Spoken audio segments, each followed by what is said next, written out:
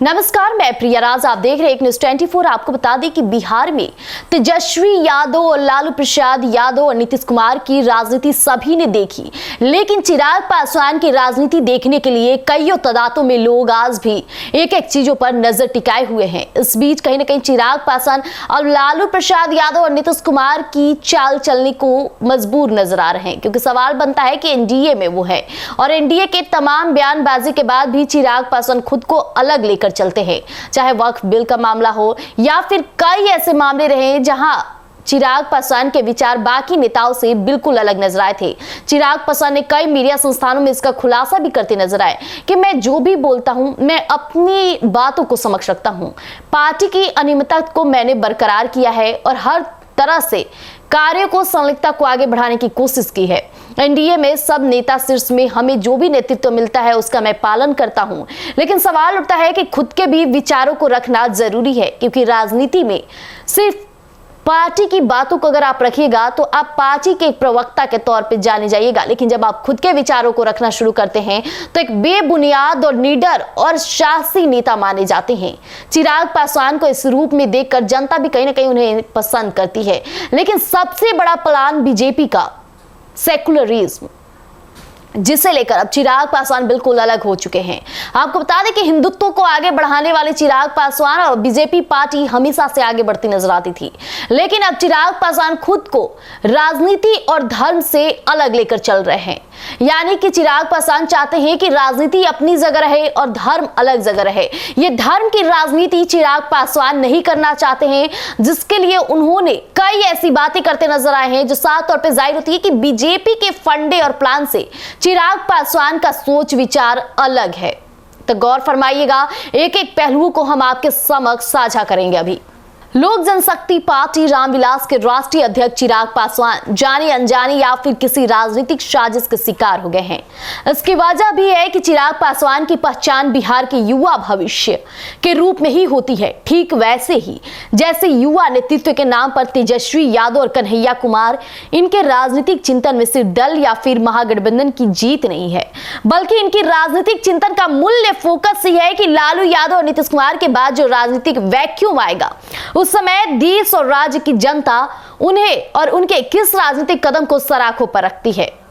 बिहार की राजनीति का इतिहास रहा है कि सेकुलर दिखाने वाला चेहरा सीएम कुर्सी पर बैठता है।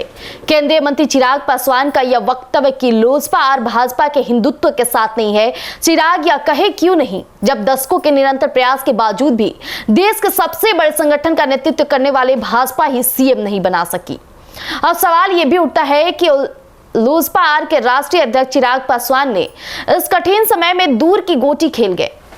साफ तौर पे इससे कहा जाए तो लोजपा बीजेपी के हिंदुत्व के एजेंडे के साथ नहीं है। धर्म और राजनीति को अलग अलग रखना चाहिए, नहीं तो फिर देश के असल मुद्दों पर बहस नहीं होगी। एक ऐसी व्यवस्था होनी चाहिए जहां पर धार्मिक संगठन राजनीतिक पक्षपात न करे, राजनेता और राजनीतिक दल धर्म की रक्षा न करे और धर्म की रक्षा के साथ साथ धर्म पर चर्चा ना करे, क्योंकि जब एक राजनेता रहते हैं तो आपको अगर धर्म की रक्षा करने की दिलचस्पी है तो आप रक्षा अपने स्वाभिमान के लिए कीजिए, जनता के विश्वास के लिए कीजिए, ना कि चर्चा के लिए कीजिए। जब हम राजनीति और धर्म को अलग अलग कर देंगे तो मुझे लगता है कि एक बड़ी समस्या का हल अपने आप हो जाएगा। अभी आपने सुना कि चिराग पासवान किस तरह से धर्म और राजनीति को अलग करने की बातें कही।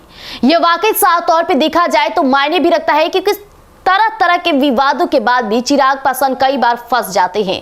लेकिन सवाल उठता है कि अगर आप राजनीति को और धर्म को एक साथ लेकर चलते हैं तो धर्म में कभी राजनीति नहीं आनी चाहिए।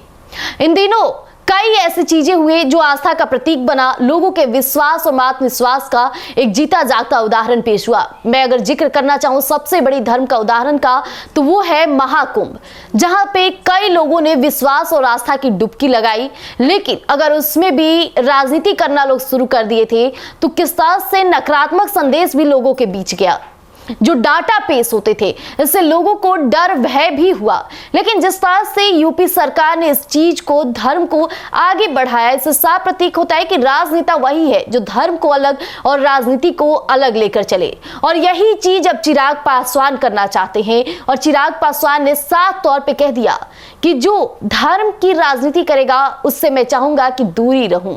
लेकिन इस बीच सवाल उठता है कि सत्ता में वही बैठा है जो सेकुलरिज्म है, और यह सवाल बनता है कि अगर चिराग पासवान खुद को लालू और नीतीश की जगह लाना चाहते हैं तो कहीं इस कारणवश तो ये ऐसी बातें नहीं कर रहे हैं, क्योंकि ये राजनीति है और राजनीति में पहलुओं और विचारों और बातों को काफी सोच समझकर परोसा जाता है। और चिराग पासवान एनडीए में है, अगर एनडीए के विचारों के साथ वो नहीं चलते हैं तो ये सवाल उन पर उठेंगे कि क्या वाकई चिराग पासवान पार्टी का दामन छोड़ने को तैयार हैं? क्या चिराग पासवान अब दूसरे दल के साथ जाने को तैयार है, या फिर चिराग पासवान और नीतीश कुमार की जगह लेना चाहते हैं? लेकिन एक और पहलू से हम आपको रूबरू करा दें, इस पे भी गौर फरमाइएगा। दरअसल चिराग कन्हैया के सेकुलर फेस को मुस्लिम परस्त चेहरा साबित कर अपनी सेकुलर राजनीति का परचम लहराते रहे, ठीक अपने पिता स्वर्गीय रामविलास पासवान और चाचा नीतीश कुमार की तरह, जहां गंगा यमुनी सभ्यता की पैरोकार बन भविष्य के दो चेहरे यानी तेजस्वी और कन्हैया को एक निशाने पर लेकर सेकुलर राजनीति को अपने तरीके से आवाज दी है। और यही काम चिराग पासवान किए हैं। केंद्रीय मंत्री चिराग पासवान ने तो कन्हैया पर सीधा हमला बोला कि ये तो देशद्रोही है, इन पर तो नारेबाजी का आरोप है कि भारत तेरे टुकड़े होंगे। राजनीति सकारात्मक तभी होगी जब हम एकता की बात करेंगे। बंटवारे की राजनीति करने वाले कन्हैया मुस्लिम का हितैषी नहीं हो सकता।